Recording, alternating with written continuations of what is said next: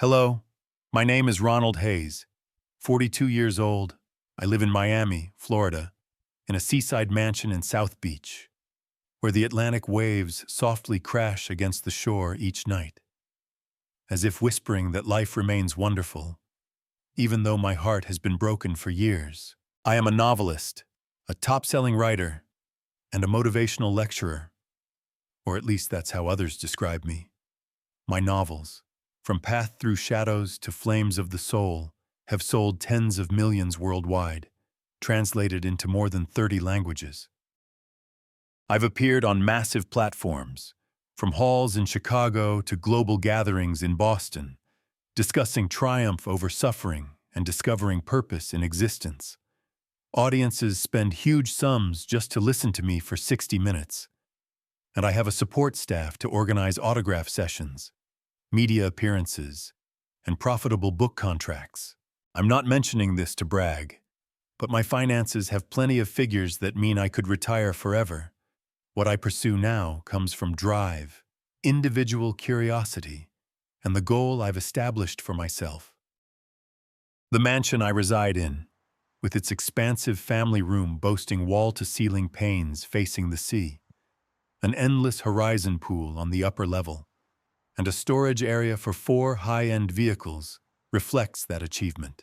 But the most valuable part of my world isn't cash, nor the writing honors, nor the greetings from executives. It's Ava, my 16-year-old daughter, the sole brightness in my universe. I am a widower. 5 years ago, Olivia, my spouse, died in a vehicle collision. One stormy afternoon, a semi-truck skidded on the interstate, and in an instant, the lady I cherished most vanished, leaving me with Ava in an emptiness that nothing can mend. I still recall the moment I had to inform Ava that her mom wouldn't return. She was 11 back then, and she didn't weep. She simply gazed at me, her vivid hazel eyes gleaming like Olivia's, and inquired, "Dad, you won't abandon me, will you?" I embraced her firmly, vowing I'd always stay. But inwardly, I understood I could never fill her mother's place. Ava is now 16. She's clever, empathetic, and tougher than me in numerous aspects. She has flowing chestnut hair, often pulled back neatly, and a grin that convinces me the universe is worth battling for.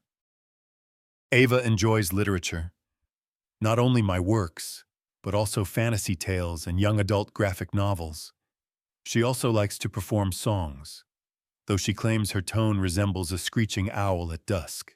I treasure our shared times, mornings when I brew tea as Ava readies pancakes, nights when we relax on the upper deck, viewing the ocean and chatting about topics from her science exams to concepts for my upcoming novel. Our residence in South Beach is my haven of tranquility. I have a secluded study with a grand oak table, a bookcase touching the roof, and a broad pane overlooking the water. On my table, there's always a framed picture of Olivia, her beam urging me to persist for Ava. I frequently compose in the dawn hours when the sunrise tints the ocean amber, and Ava will dash in with a mug of warm tea, asking, "Dad, how's the fresh section? Has anyone perished yet?" She always knows how to bring joy. But my existence isn't merely sunlight and Ava's beams. There's a darkness that constantly hovers. A darkness called kin. My birth kin. The ones I've attempted to maintain distance from, but can't entirely sever bonds with. My dad, Robert Hayes, 78 years old, is a controlling, icy individual fixated on wealth. He was formerly a property magnate, forging a domain from land transactions in Florida. My dad always boasted of constructing everything himself, and he often labeled me a visionary unfit for the Hayes lineage. Penning novels, delivering talks, that's nonsense. Ronald, a guy should generate riches, create something tangible like I did, he once declared, his tone laced with scorn. even when I displayed reviews lauding my literary skill. To him, my accomplishments are meaningless because they don't mirror his. My mom, Eleanor, 76 years old, is a more intricate person. She always emerges with an impeccable grin, a gentle tone, and phrases of care that seem authentic. She phones me every few weeks, inquiring about Ava, asking about my projects, but I always detect an unseen barrier. My mom envies me, though she'd never confess it. Once, when I was summoned to address a worldwide symposium in Toronto, she rang to praise me, but her tone was tight, as if the compliments were forced. "You're so fortunate, Ronald. Not all receive chances like yours," she stated. But I could sense the resentment in each syllable. I know she dislikes that I've exceeded what she and my dad anticipated, that I've forged a path without depending on the kin. And then there's Dylan, my younger sibling, 39 years old. Dylan was once my nearest comrade in the kin. As children, we constructed sand forts on the coast together, concealed in our chambers to avoid our parents' disputes. But as adults, Dylan selected a separate route. He aimed to demonstrate he was like our dad, but all his attempts collapsed. He launched a firm, but it failed after 3 years, creating enormous debt that our parents covered. Since then, Dylan has dwelled in their shade, employed by our dad's property firm and depending on regular stipends. I don't criticize. Each chooses their path. But what pains me is the expression in Dylan's gaze when he views me. It's an expression of jealousy, of bitterness, as if I've snatched his prospects. Whenever I visit the kin, Dylan is all grins and amicable talk, but his grin lacks sincerity. I sense it, and Ava does too. Ava doesn't speak much about her grandparents or Uncle Dylan, but I know she observes what I attempt to conceal. Once, as we prepared to see them in Palm Beach, Ava looked at me and asked, "Dad, why do Grandma and Grandpa always demand you visit their home? I sense they don't truly care for you." I chuckled, tousled her hair, and replied, "Their kin, Ava. Kin can be intricate." But inwardly, I knew she was correct. Ava is insightful, and she perceives what I try to overlook. My kin resides in Palm Beach, in a lavish estate my dad purchased in the 70s. It's a vast property with an extensive yard brimming with blossoms. Something I always evade because I have respiratory issues and a serious sensitivity to pollen, particularly goldenrod. I always carry a breathing device, my steady ally, though I seldom require it. My parents are aware of my issue, but my mom adores her yard, and she often says, "Ronald, you must adapt to the outdoors. Don't be so fragile." I just grin, dodging a conflict, but I always verify my device before arriving there. My connection with my kin has never been simple. When I departed home at 19 with $300 in my wallet and an aspiration to become a novelist, my dad called me an idiot. My mom wept, but I knew she cried because she dreaded I'd disgrace the kin, not because she fretted about me. When I released my initial novel and it became a hit, they began regarding me differently, but not as I'd wished. My dad started questioning my novel revenues. My mom inquired about the stars I'd encountered. And Dylan just remained quiet, but his gaze revealed all. I know they view my riches, the mansion, the vehicles, the savings, and see me as a mobile vault.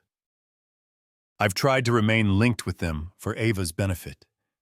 She cares for her grandparents, though I know she detects the falseness in their treatment of her. My mom often sends Ava presents, costly but insignificant items like a luxury blouse Ava never dons. Dylan sometimes brings his children to interact with Ava, but I notice he's always probing about my projects, my fresh agreements, as if seeking information. One dawn, as I composed in my study, the phone buzzed. It was my mom. Ronald, you and Ava must attend our 45th wedding celebration event. It's at the estate in Palm Beach. It'll be enjoyable. It's been ages since the entire kin assembled. Her tone was pleasant, but I detected an unexplained urgency. Mom, I'll review my agenda. Ava's occupied with classes, and I have a lecture commitment in New York. Oh, don't refuse me. Ronald, it's an important event. Ava will enjoy it, she cut in, her tone still soft but insistent. I gazed out the pane and saw Ava reclining on a deck chair outdoors, absorbed in a volume. She glanced up as if feeling my stare and gave me a grin. I exhaled. Fine, Mom. We'll attend. I ended the call, but a sense of discomfort seeped into my spirit. There was something in my mom's tone and her eagerness that made me feel like I'd consented to enter a scheme where I ignored the guidelines. I tried to dismiss that idea, assuring myself it was merely a kin gathering, a chance for Ava to enjoy time with her grandparents and relatives. The day we headed to Palm Beach, the sky was bright and azure, with radiant beams streaming along the shoreline path, making the waves glisten like liquid gold.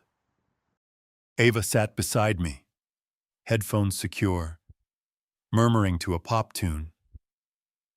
I glanced at her, and her grin warmed my core. Though my chest felt burdened, I inspected my satchel for the 4th time, confirming my breathing device was secure in its tiny pocket.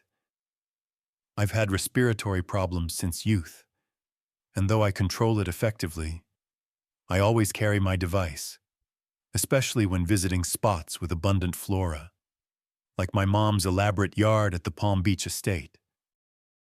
My mom knows I'm extremely sensitive to goldenrod pollen, but she treasures her yard more than my well-being.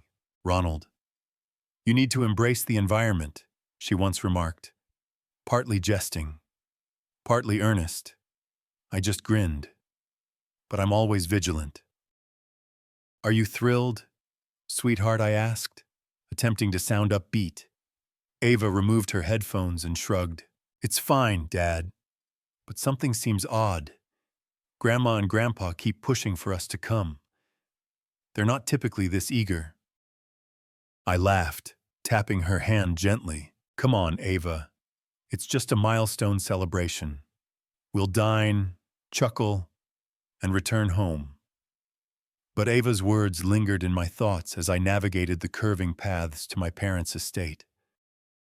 She's more observant than I realize, and perhaps she detected something I was attempting to disregard.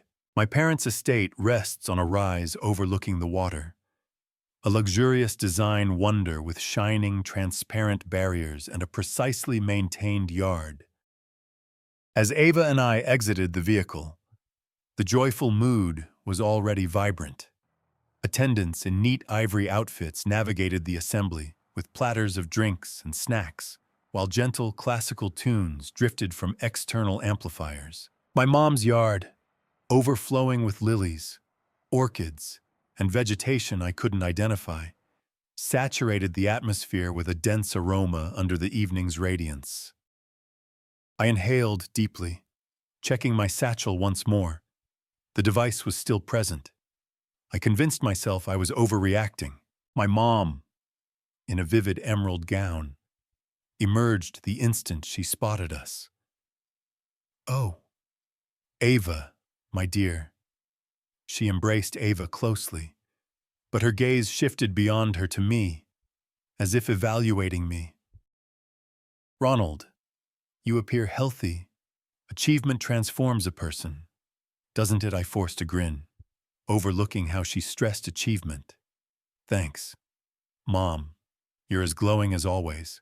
My dad approached, attired in a costly navy ensemble, slapping my back firmly. Ronald, you finally arrived. I figured you'd be too occupied autographing volumes or lecturing elsewhere.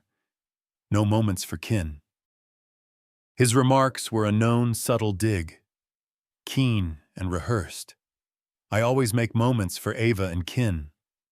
Dad, I responded, maintaining my tone even. He just chuckled, a grin that didn't touch his gaze. Good. Today is exceptional. The whole Kin must enjoy. Dylan appeared shortly after, in a somewhat wrinkled outfit, his smile broad but false. Ronald, buddy, haven't seen you in ages. He embraced me, but the hold was rigid, like an obligation. Then he faced Ava, messing her hair. You're maturing quickly. Ava, my children are eager to interact with you. Ava grinned, but I saw a wary spark in her gaze. She agreed and dashed to join Dylan's children, two lively, fair-haired youngsters near the yard. I observed her depart, that discomfort stirring anew, but I compelled myself to merge into the event's vibe. The event progressed like a flawlessly orchestrated show.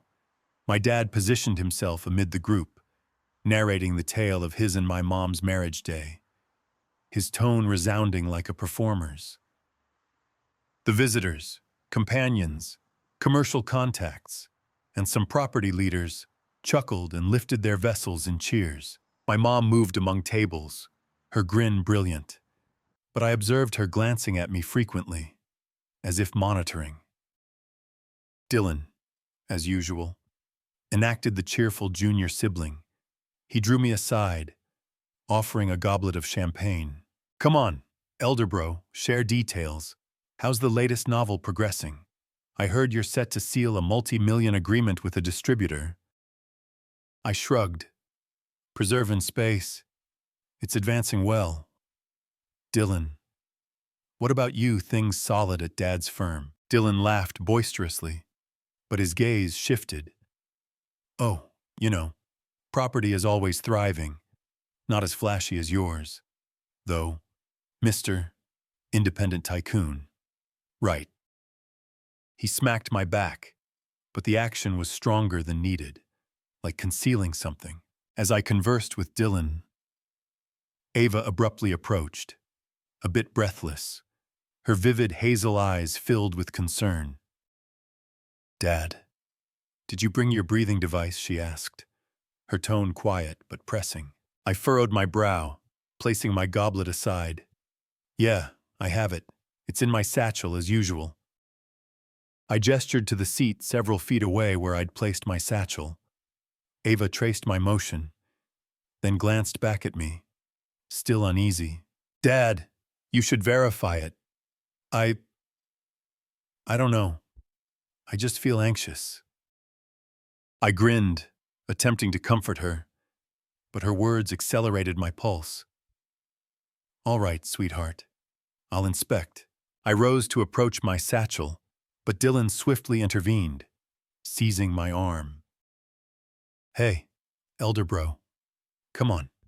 Dad wants to present you to some commercial allies. They've known of you forever and want to encounter the top-selling novelist. Dylan chuckled, his zeal exaggerated, tugging me toward a cluster of gentlemen in suits near my dad. Dylan, wait. I need to retrieve my satchel first, I stated, attempting to free my arm, but Dylan gripped firmly, nearly hauling me. Relax, guy. Your satchel's secure. Who'd tamper with Ronald Hayes' items? He winked, but his grin was tense, like hiding something. I glanced at Ava, who remained there, her anxious gaze tracking me. I wished to return and check the satchel, but Dylan had already thrust me into the cluster with my dad's allies. My dad stood there, his tone booming, presenting me as if I were element of his triumph narrative. This is Ronald, my offspring, top-selling novelist, independent tycoon. Who'd imagine the imaginative child would advance this much? Right. The visitors chuckled and toasted, but I merely nodded distractedly. My thoughts on the satchel. I attempted to depart. Dad, apologies. I need to examine something, but my dad draped an arm over my shoulder, securing me. his tone commanding. "Calm down, Ronald. Today concerns your mom and me. You must remain here." I tried to stay composed, but the discomfort had evolved into a chill descending my back. I glanced at Ava, who was near the yard conversing with one of Dylan's children. Then abruptly, I heard a cry. Ava's voice. "Dad! Dad!" She was sprawled on the lawn, gripping her abdomen, her expression twisted in agony. My belly aches. It aches terribly. My heart halted. I shoved through the assembly, rushing to Ava and kneeling next to her. "Ava, what's the issue? Explain." I placed a palm on her brow, assessing her, but she merely gripped her abdomen tighter, eyes closed firmly, her tone quivering. It aches so much. "Dad, take me to the clinic, please." Without delay, I lifted Ava, sensing her tiny frame shaking in my hold. The group started murmuring, some visitors turning to observe. My mom hurried over, her expression full of concern, or maybe pretended concern. I wasn't certain. "Ronald, what's happening? Is Ava all right? She's experiencing abdominal pain. I'm transporting her to the clinic now," I stated, my tone strained, marching swiftly toward the vehicle area. My dad intervened, his tone serene but directive. "Slow down. Ronald, let me summon emergency services. It's unsafe to drive her currently." Dylan emerged, too, obstructing my route. "Yeah, buddy. And emergency services will arrive soon. Just leave Ava here. We'll handle her." But Ava, still in my hold, shook her head desperately. "No. I want Dad to transport me. Dad, please." Her tone was frantic, her gaze wide, as if conveying something I hadn't grasped yet. I looked at my mom, my dad, then Dylan. They all attempted to retain me there, and in that instant, I felt encircled by predators disguised as allies. "No, I'm transporting Ava. Thanks. Mom, Dad, Dylan, but I've managed this." My tone was resolute as I stepped beyond Dylan, carrying Ava toward the vehicle. As I exited the yard, passing the estate's primary entrance, I nearly halted. A compact van had just arrived at the entry, and laborers were unloading large clusters of plants. I identified them instantly. Not lilies or orchids, they had deep emerald foliage, tiny amber blooms, and a pungent, sharp odor, goldenrod. The plant I'm extremely sensitive to, the type my mom knows could cause breathing struggles, even threaten my existence without my device. My chest constricted, not merely from the breeze, but from a frightening foreboding. I gazed down at Ava, still gripping her abdomen, but her gaze shifted to the van, then back to me, as if signaling she knew something. I strengthened my hold on her hand, rushing to my vehicle. "Dad, be cautious," Ava murmured, her tone tiny but assured. "I don't think this is accidental." I didn't reply, but inwardly, I knew she was correct. This wasn't merely a kin gathering.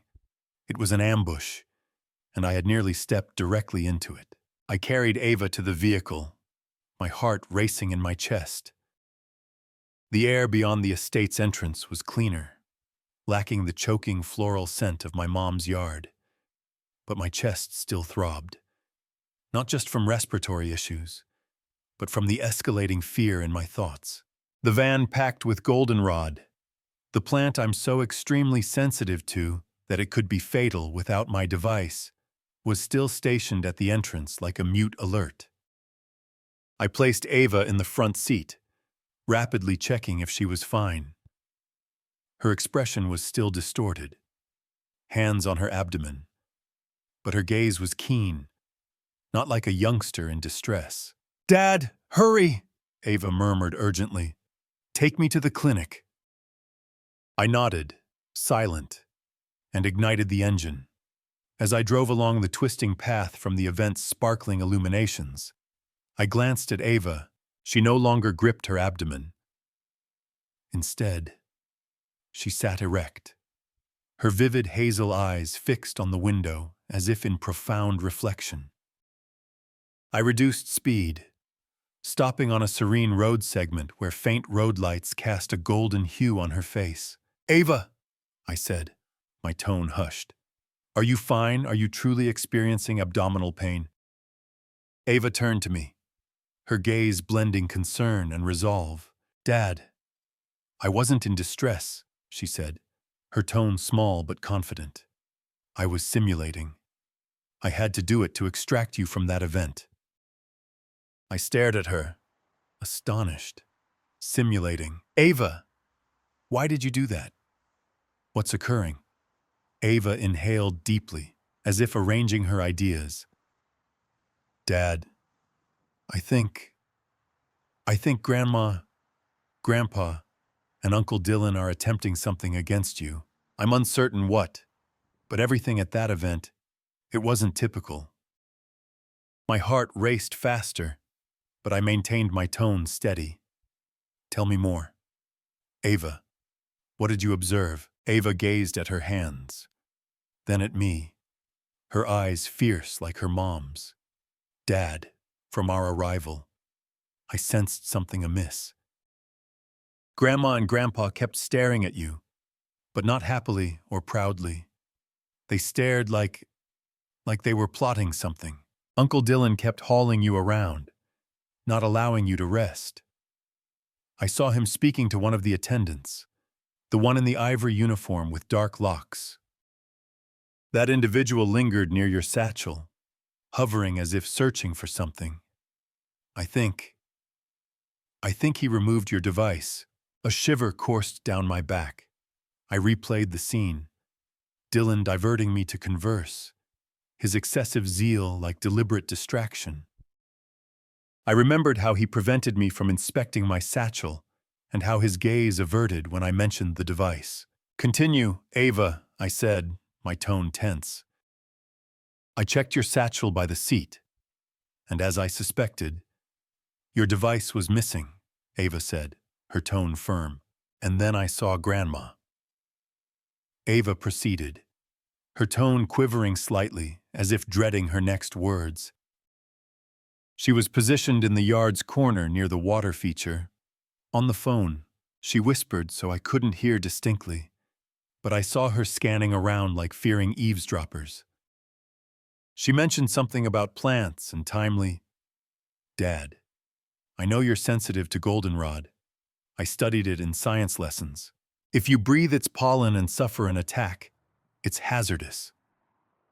Especially without your device, it could be deadly. I clutched the wheel tightly, processing Ava's words. My device was absent. Goldenrod appeared. Dylan, my mom, my dad, they all behaved normally. But Ava, my 16-year-old daughter, had noticed the indicators I'd dismissed. Are you certain? Ava, I asked, though inwardly I knew the response. Ava nodded, her eyes shining but determined. I'm certain.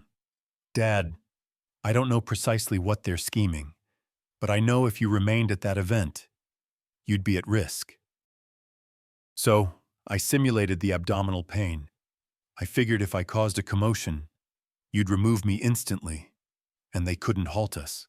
I gazed at her, my heart compressed by a blend of admiration and sorrow. Ava, my young girl, had rescued me. She'd perceived what I, with all my triumphs and wisdom, had opted to overlook, that my own blood might be conspiring to injure me. I drew Ava into an embrace, sensing her small frame in my arms. You're incredible, sweetheart, I whispered, my tone emotional. Thank you. Ava embraced me firmly, but then withdrew, her gaze earnest. Dad, I think they desire your riches. I overheard Uncle Dylan conversing with someone at the event, something about holdings, and it'll be simpler if he's absent. I didn't grasp all, but I know it's bad. I inhaled deeply, attempting to remain composed. The fragments in my mind began aligning. My riches, the South Beach mansion, the publishing pacts, the savings were something my parents and Dylan always monitored. My dad had questioned my novel revenues. My mom delved into my ventures. And Dylan, his jealous stares were now clearer than before. But to scheme harm, to induce a sensitive reaction for riches, the notion chilled me. Ava, did you observe anything else? I asked, seeking more details. Anything, however minor. Ava furrowed her brow, as if sorting memories. When I interacted with my cousins, I saw Grandpa pass something to the attendant. The one near your satchel. I think it was a device, but I'm unsure. Grandpa tapped his back like issuing a command. Then he gazed at Grandma, and she nodded. I don't know the meaning, but it frightened me. I took Ava's hand, pressing it softly to comfort her. But inside, fury began simmering. My kin, my dad, Mom, and Dylan had orchestrated this. They knew my goldenrod sensitivity. They knew I required my device to endure, and they intentionally removed it, intentionally brought goldenrod to the event. But why? For riches, from envy, or both? Dad, what now? Ava asked, her tone mixing concern and resolve.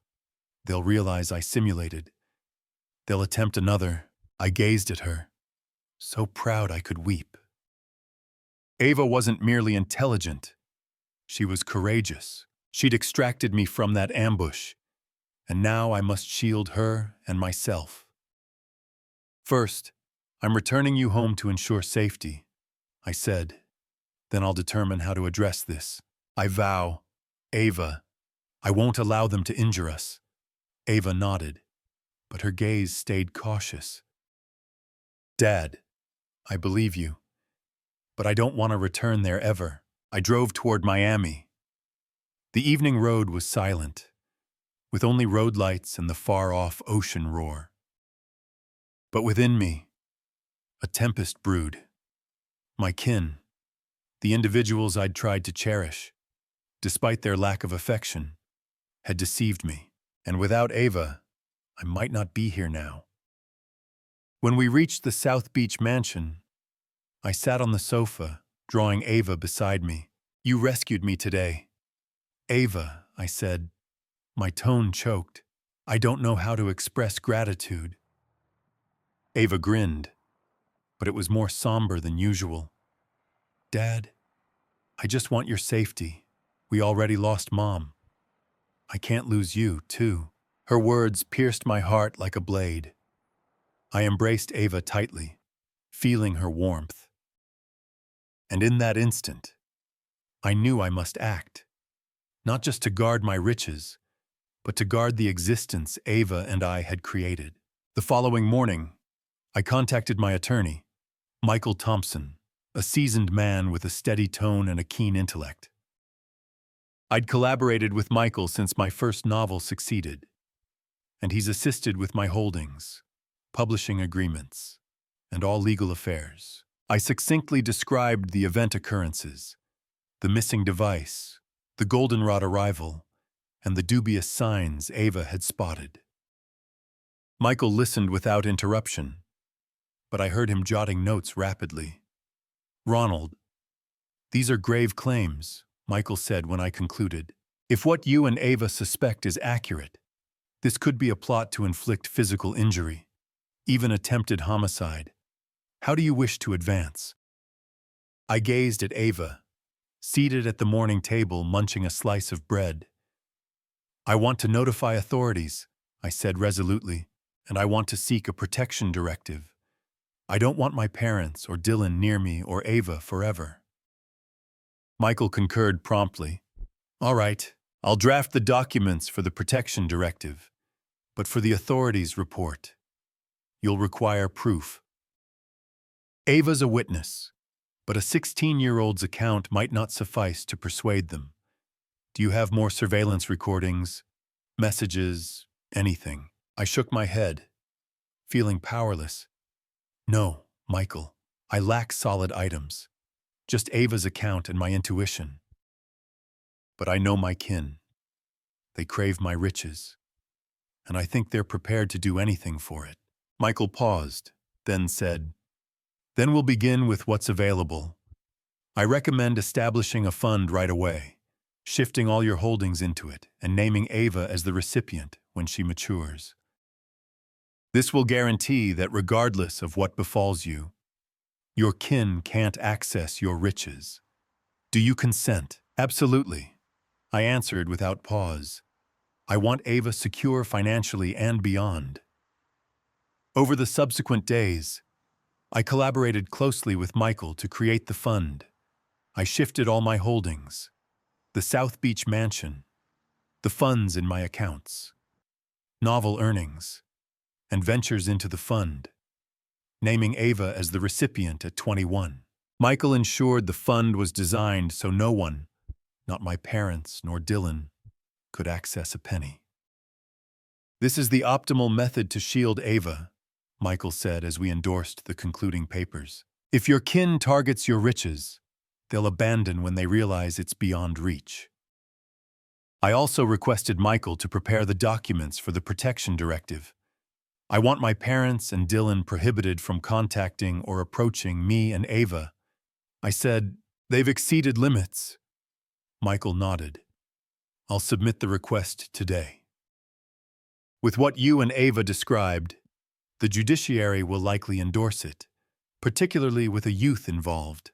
But Ronald, are you certain you want to fully sever ties with your kin? This is an irreversible step. I gazed out the pane, observing Ava absorb a volume on the upper deck, sunlight reflecting on her chestnut hair. "I'm certain," I replied. "They're not kin. Kin doesn't behave this way." A fortnight later, I received a call from my mom. I wavered, but eventually accepted. Her tone was as pleasant as ever, but I detected strain in each word. "Ronald, I heard you contacted authorities.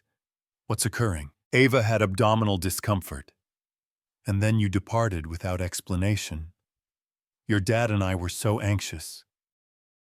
I gripped the device tightly, compelling my tone to remain steady. "Mom, you know the events. My device vanished. Goldenrod appeared at the event. Ava saw you making a covert call, saw the attendant pass something to Dad. Did you assume I'm too foolish to notice?" Quiet. Then my mom chuckled, a forced, uncomfortable chuckle.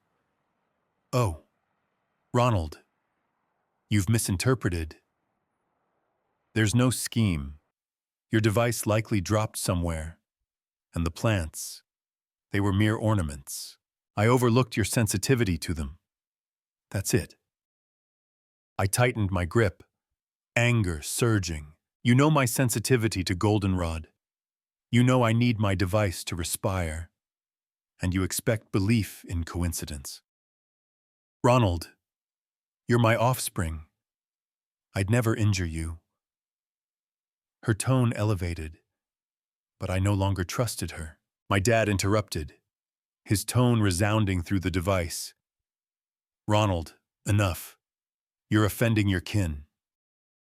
We desired a pleasant gathering. If you didn't wish to remain, say so rather than inventing wild tales." I inhaled deeply, my tone chilling. "Dad, Mom, heed carefully. I've established a fund. All my holdings now pertain to Ava, and none of you can access them. I've also sought a protection directive. Henceforth, you're forbidden to contact or approach me or Ava. If you do, authorities will intervene." A prolonged quiet ensued.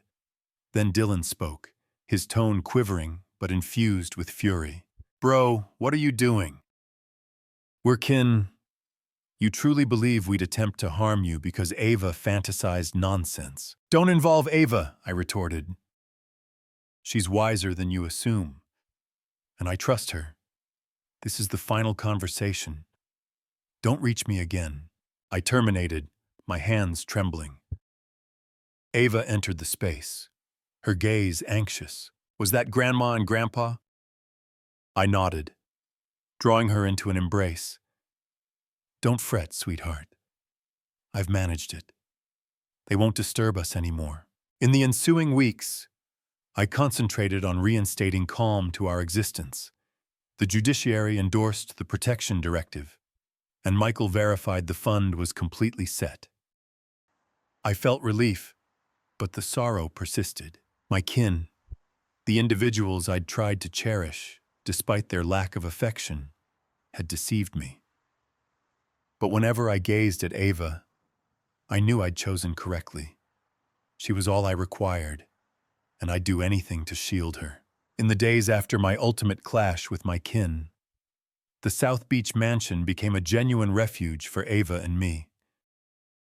The ocean waves' crash against the shore nightly was no longer mere sea sound. It was a cue that we had endured the turmoil. I persisted in authoring novels and lecturing on vast platforms, sharing my narrative.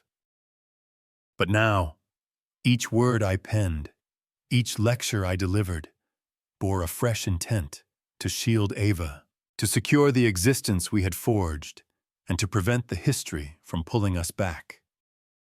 Ava, my valiant 16-year-old, became my universe's core. She attended classes, consumed dense volumes I could scarcely fathom, and performed hits with what she termed her dusk owl screech. But Ava changed, a maturity exceeding her age. She no longer referenced her grandparents or Uncle Dylan, but occasionally I caught her staring afar, as if pondering the events. I knew Ava suffered not just from losing her mom, but from realizing that kin, supposed to cherish us, had laid an ambush for us. "Are you fine, sweetheart?" I asked one dawn as we dined on the upper deck. Ava nibbled bread, sunlight gleaming on her chestnut hair, making it sparkle like the water. She grinned, but with a trace of melancholy. "I'm fine, Dad. It's just, I didn't anticipate Grandma, Grandpa, and Uncle Dylan to act that way. I thought kin was meant to cherish one another." I placed my tea aside and took her hand. "I thought so too, Ava. But sometimes kin isn't blood-related. Kin is those who support you, guard you, and truly cherish you, like us." Ava nodded, her gaze brightening. "And I have you. That's sufficient." Her words warmed my core, but also reminded me to progress, not solely for myself, but for Ava. I had lost Olivia, and now my birth kin. But I had Ava, and I'd do anything for her joyful existence. The following months passed with unexpected serenity. I completed the draft for my new novel, Shadows and Radiance, a tale about surmounting deceit and reclaiming optimism. I authored it with all my feelings. Considering Ava and her rescue, the novel was swiftly accepted by my distributor, and I got a summons to address a key symposium in New York. This time I chose to include Ava. "You're my muse," I told her when she gazed surprised. "I want you to witness my work." Ava beamed, and we departed together. At the symposium, I stood before thousands, sharing my path, not merely as a novelist, but as a parent, a man who learned to ascend after betrayal by nearest ones. When I concluded, the crowd burst into cheers, but my gaze sought only Ava amid them. She stood up front, applauding loudest, her proud grin making me feel world-conquering. Back in Miami, Ava began secondary education. Like any parent, I worried about her adjustment. But Ava adapted swiftly. She joined the literature group, debating stories fervently and even authoring her own brief tales. "Dad, I think I got your authoring traits," she said one night, handing a tale about a youth who rescued the realm with wit. I chuckled, but inwardly, I knew her tale wasn't pure imagination. Ava had rescued me genuinely, one early autumn dawn. As I delivered Ava to education, I noticed a fresh face among instructors.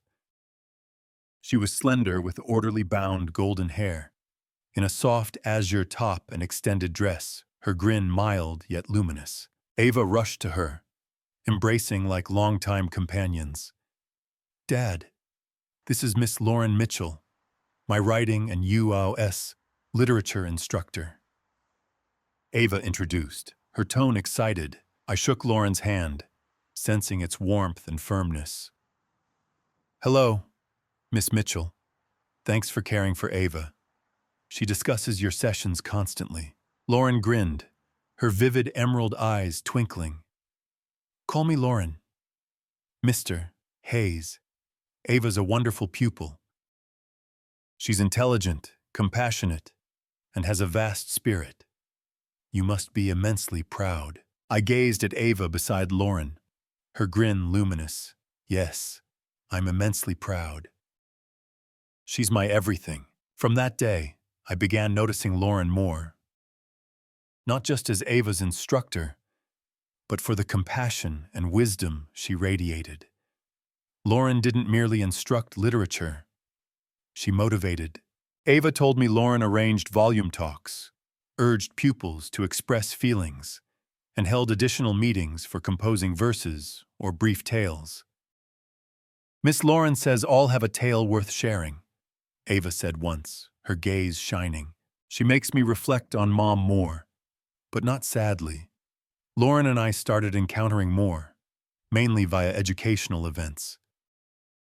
I offered to transport for a literature group outing, and Lauren sat next to me on the transport, discussing favored volumes. She adored Wuthering Heights by Emily Bronte, while I favored The Great Gatsby by F. Scott Fitzgerald. We debated lightly, and I realized I laughed more, feeling a buoyancy I thought lost. One afternoon, picking Ava after an additional activity, Lauren invited us to a tiny bistro near education. "Just to express thanks for aiding the group," she said. But her gaze implied more than appreciation. Ava, with her sharp insight, winked when Lauren looked away. "Dad, Miss Lauren is awesome. You should invite her to supper sometime."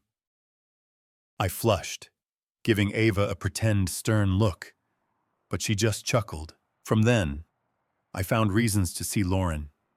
I invited her to an autograph event, and she attended, bringing a Whitman verse collection as a present. "I thought you'd appreciate this," she said, her grin accelerating my pulse.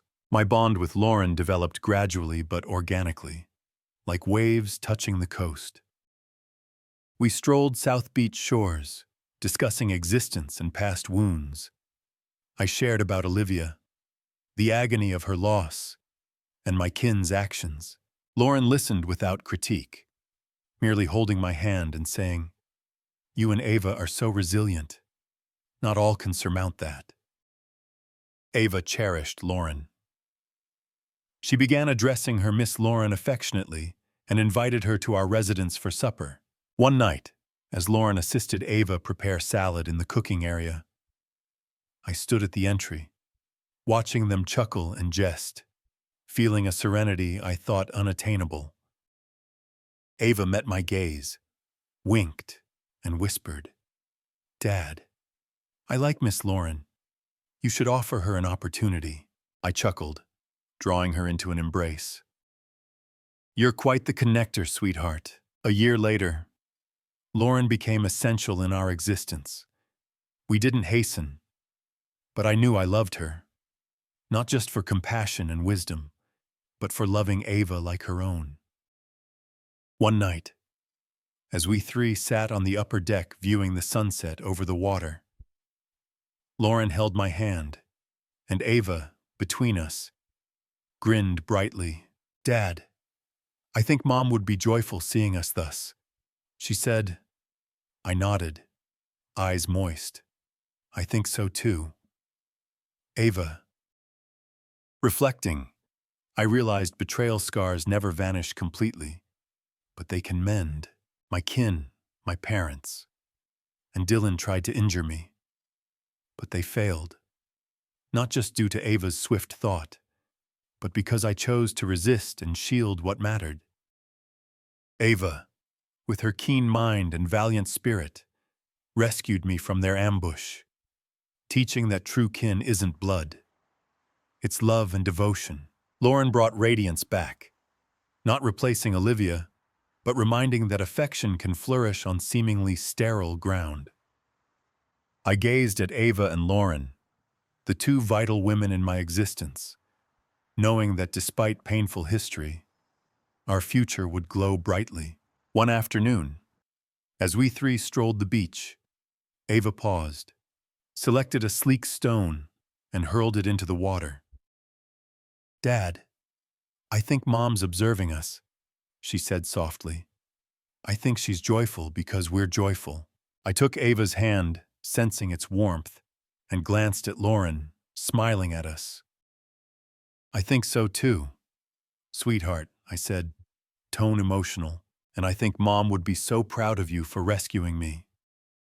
Lauren pressed my hand gently. "You know, Ronald," she said, "I used to believe some injuries never mend, but watching you and Ava, I believe affection can mend all." I drew Lauren into an embrace, feeling my heart pulse steadily. "You're correct," I said. "Affection and the proper individuals at the proper moment." In that instant, standing between Ava and Lauren, with wave sounds and sunset glow encircling us, I grasped my greatest insight. Adversaries can emerge from nearest, like my kin, who used my vulnerabilities for avarice. But Ava's sharp senses, pure spirit, and brilliant intellect rescued me from them. And despite deceit, despite a once shattered heart, I found fresh affection with Lauren, not to supplant Olivia, but to remind that existence offers new starts with right people. I watched Ava dash ahead, pursuing a wave, and Lauren rested on my shoulder, whispering, "We're going to be fine." "Right," I nodded, grinning. "More than fine. Lauren, we have one another." Existence doesn't vow ease. The scars from my kin's deceit linger, but they no longer ache. Ava taught that a youth can be a beacon, and Lauren taught that affection heals any injury. With them beside, I knew nothing could drag us into shadows. This story carries profound value, teaching us that true family is defined by actions, not blood. It warns against ignoring red flags in relationships and emphasizes the importance of safeguarding your well-being and loved ones. The humanistic message is clear. Love heals, resilience triumphs, and betrayal can lead to stronger bonds if we choose forgiveness and growth. It reminds us to cherish those who stand by us, and to recognize that even in darkness, light can emerge through courage and compassion. If this story touched you, please give it a like, share your thoughts in the comments below, and don't forget to subscribe to the channel for more inspiring tales. Your support means the world and helps spread these meaningful messages further. Thank you for listening.